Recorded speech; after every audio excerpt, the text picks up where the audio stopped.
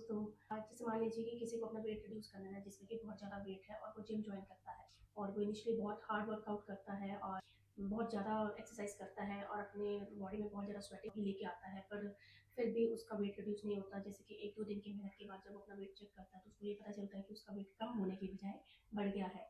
तो इसमें घबराने की बात नहीं है, क्योंकि स्टार्टिंग में जब वेट रिड्यूस के लिए आप जिम वगैरह या एक्सरसाइज करते हैं, इंटेंस वर्कआउट करते हैं, तो आपका मसल वेट गेन होता है। मसल वेट गेन होता है मतलब कि आपकी बॉडी में जो मसल्स हैं वो एनारोबिक मोड में चले जाते हैं, जहाँ पे वो बहुत सारी एनर्जी प्रोड्यूस करने के लिए ऑक्सीजन का यूज़ कम करते हैं और ग्लाइकोजन का जो यूज़ है वो ज़्यादा करते हैं, जो कि ग्लाइकोजन को ब्रेक करते हैं एनर्जी प्रोड्यूस करने के लिए, जिससे कि बहुत सारा लैक्टिक एसिड प्रोड्यूस होता है। और वो लैक्टिक एसिड क्या होता है, मसल्स में डिपॉजिट हो जाता है।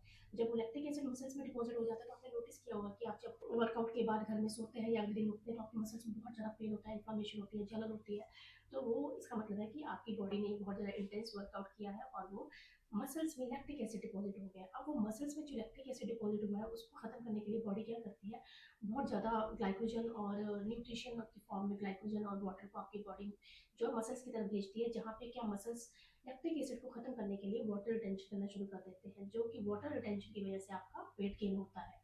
तो इसमें घबराने की जरूरत नहीं है, क्योंकि ये एक एडेप्टेशन है, नॉर्मल प्रोसेस है, जिसमें आपकी बॉडी एक्लेमेटाइज कर रही है इतने हैवी वर्कआउट के लिए। थोड़े दिनों में वो मसल्स में से लैक्टिक एसिड चला जाएगा तो वाटर रिटेंशन कम हो जाएगी, जिससे कि आपका जो वेट है, जो बाकी का जो फैट है, वो बर्न होना शुरू होगा और आपकी बॉडी एनर्जी प्रोड्यूस करेगी आपके फैट से, जिसको कि बाद में मसल्स भी यूज करेंगे। मसल्स की स्ट्रेंथनिंग तो होती रहेगी, मसल वेट तो बढ़ेगा, but that is good weight, क्योंकि उसके बाद आपको ये रियलाइज होना बंद हो जाएगा कि आपका वेट बढ़ रहा है, क्योंकि आपकी बॉडी से में आपकी बॉडी में जो फैट्स हैं वो बर्न हो रहे हैं, जो कि आपके वेट को रिड्यूस कर रहे हैं। आपको इस समय में ध्यान रखना है कि आपको कार्बोहाइड्रेट्स वाली डाइट कम लेनी है, क्योंकि आप कार्बोहाइड्रेट्स वाली डाइट कम लेते हैं, प्रोटीन्स वाली डाइट ज़्यादा लेते हैं, तो आपकी बॉडी को क्या चाहिए, आपके मसल्स को प्रोटीन्स चाहिए। और जो आप फाइबर वाली डाइट लेंगे, फाइबर आपकी बॉडी में हेल्प करते हैं फैट बर्न करने में। तो इस तरह से आप एग्स खाइए, हाई प्रोटीन डाइट खाइए, अच्छा प्रोटीन खाइए, एग्स में एग वाइट खाइए, एल्ब्यूमिन जिसको बोलते हैं। आपको जो येलो पोर्शन आप वो भी खा सकते हैं, योग बोलते हैं उसको, और उसमें एचडीएल रहता है। एचडीएल होता है हाई डेंसिटी लिपिड, मतलब कि गुड क्वालिटी ऑफ फैट।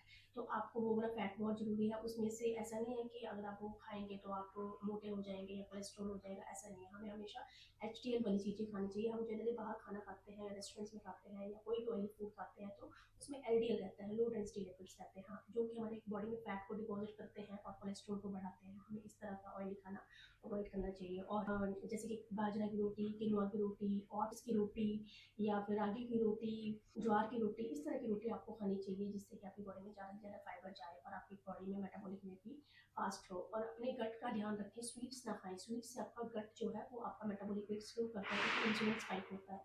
तो आपका जो गट की हेल्थ मेनली डिस्टर्ब होती है स्वीट से, तो आप कोशिश करें कि स्वीट्स ना खाएं। आपका जो गट होता है, आपकी जो बॉडी की जो कोर होती है, जिसको गट बोलते हैं, वो मेन आपका फैक्टर है आपकी बॉडी को फिट रखने के लिए। तो अपने गट को हेल्दी रखें, प्रोबायोटिक्स खाएं, प्रीबायोटिक्स खाएं और बाहर का फूड ना खाएं। और स्टार्टिंग में कोशिश करें कि ऑयललेस या वेरी माइनर ऑयल में आपको खाना बनाएं, कि आपकी बॉडी को हेल्दी न्यूट्रिशन मिले और आप फिट रहे, और आप जो इतना हार्ड वर्कआउट कर रहे हैं आपका वेट जल्दी लूज हो और आपका हेल्दी फॉर्म में आपका वेट लॉस हो और आप हेल्दी रहें और हैप्पी रहें।